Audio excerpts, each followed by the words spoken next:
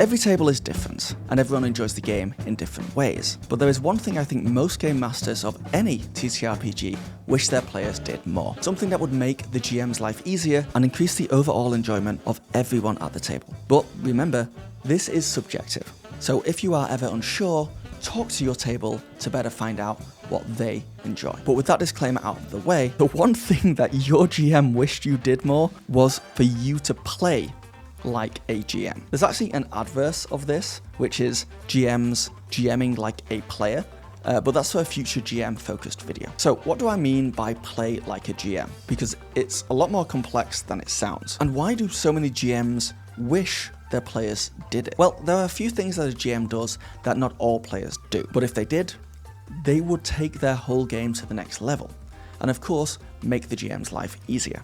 For example, let's start with the first thing GMs tend to do that players don't, or a lot of players don't, which is very descriptive and immersive narration, and pushing the story forward while developing character through that narration. And I want to use Legends of Avantris as an example here, because they do this really well. The players will keep hold of the spotlight and really narrate every little thing they do. They narrate as if they are GMing.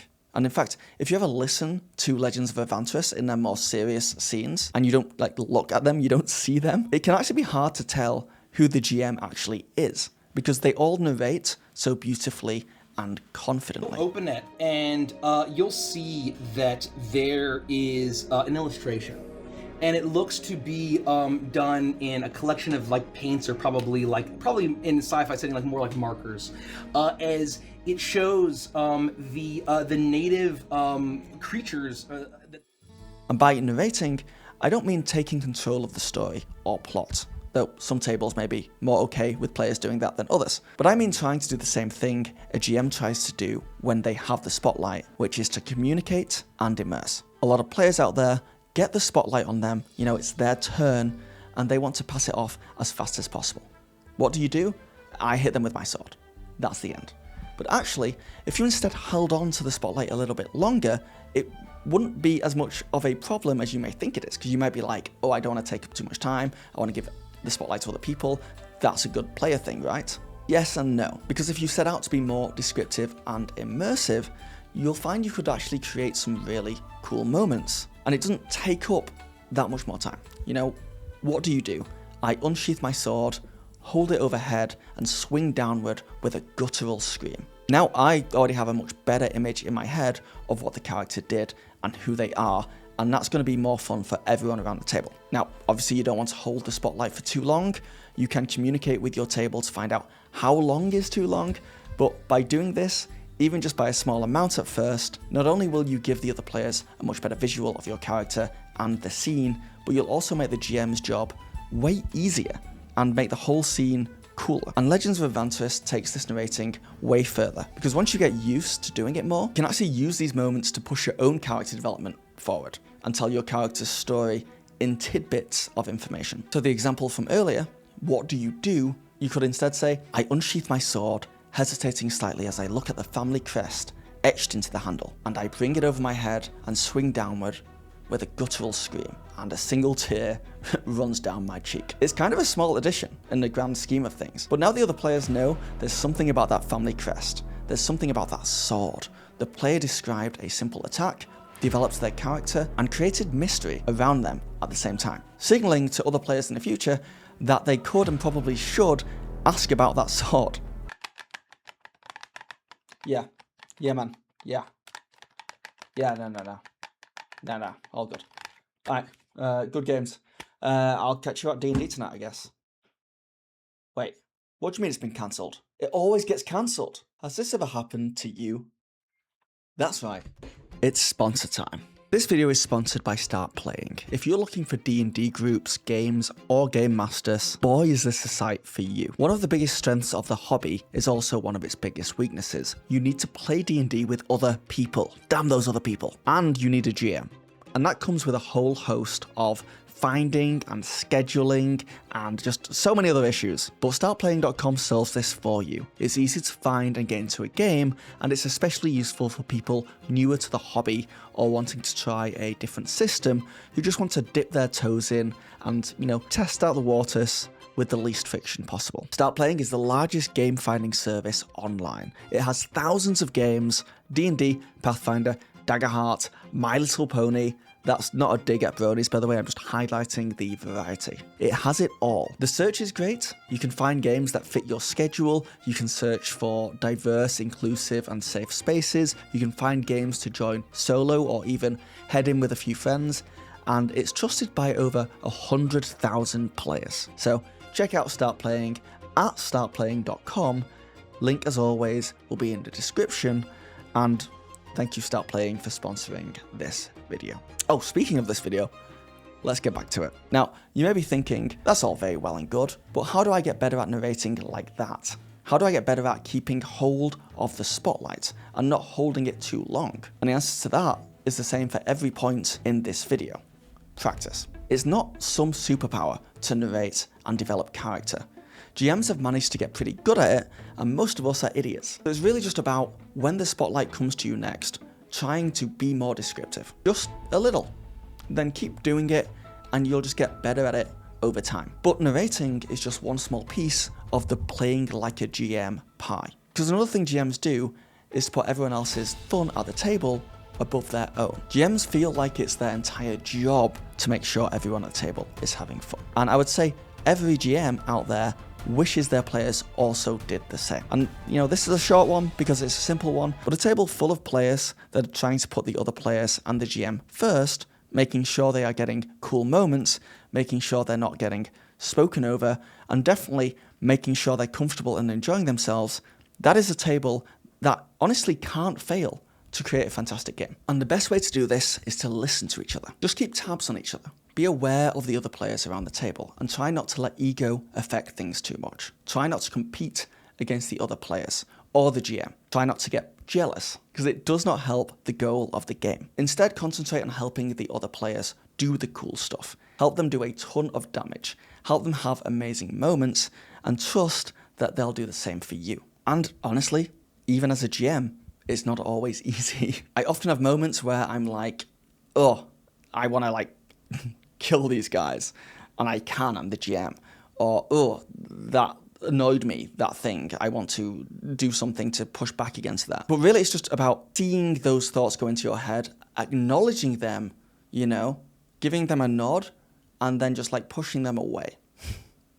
The next part of the puzzle of playing like a GM is to make moves. GMs love it when players push the story forward without the GM having to intervene in any way. And GMs hate it when players get so caught up in trying to make the right decision or make the best plan that the game stalls for 40 minutes. So, play like a GM. Think about the pacing of the game as a player. Think about the game's progression and keep things moving. Be decisive and make bold plays. Certainly for me as a GM, I love it when players are like this, because I don't know where the story is going to go next. It's like watching a TV show being led by the players. If I'm at a table and players keep looking at me for what happens next, then that's kind of me writing the show. But if instead the players tell me what happens next, well, that's them writing it. Now, obviously, there is a middle ground here. It is a collaboration. But players that take initiative and do things and are decisive and think about the story are just going to make a good game even better. Another thing playing like a GM encapsulates as well, and this is stolen right from Legends of Avantris, from their What Makes a Great D&D Player video with Todd Kenreck, and that is to roll with whatever happens at the table. If you had something in mind you wanted to do with your character, then another player character does something else that, is taking the scene in another direction, then roll with it, escalate it, build off it. Don't just shut them down and go back to what you wanted to do. See where the scene goes now. And if you can, maybe you can fit the thing you wanted to do in there at a later time, more naturally, if it makes sense, and be okay with, murdering your darlings, giving up on something you really wanted to do, if it just doesn't really make sense anymore. Also, in this interview, Nikki says that she thinks a lot of things that make a great GM make a great player, and they make a ton of points that I also make in this video. And I promise I had not watched this interview before starting to write this video. I'm also not stealing points from them. It's a coincidence, I swear, Your Honor. But everything they say in this video is true, and I'm glad they kind of agree with me on a lot of it. And one of Nikki's takes on this is that as a player, you have to be willing to fail at the table. She uses an example of a player changing their voice and how they talk, and even the personality of the player character themselves. And a lot of people, even just home games, are afraid to do that. They think they have to stick with the one way of doing things, but in reality, it's fine to find the character as you go, and it's fine to decide that you didn't like how you were doing something, or you find a better way of doing it, and you just go with it. And now onto the biggest thing players can do to play like a GM, and that is to be enthusiastic about the world, and the story, and the characters. Be a fan of this game you are playing. Not D&D, the game that you are creating with the other people at your table. Oh, that's actually good. Don't be a fan of D&D the game, be a fan of your D&D.